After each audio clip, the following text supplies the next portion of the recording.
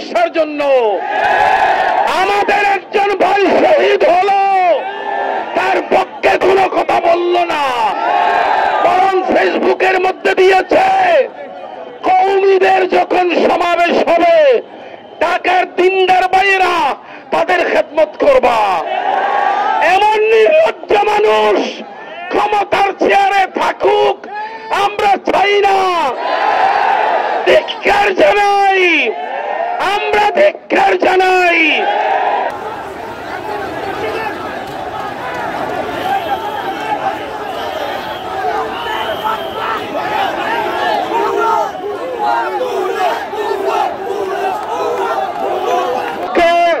বাংলাদেশের প্রশাসনকে জানিয়ে দিতে চাই, আজকে কারা জমায়েত হয়েছে এই দেশে ইসলামের মশাল যারা জ্বালিয়েছিল সেই অলি আল্লাহদের উত্তরসূরিরা ময়দানে এসেছে।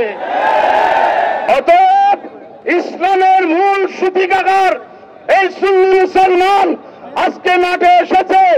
আল্লামা রইসুদ্দিনের বিচার না পেয়ে আমরা ঘরে ফিরে যাব না।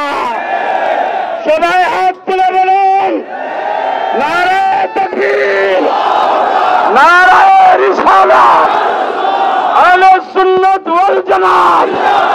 রইসুদ্দিনের খুনিদের বিচার করতে হবে।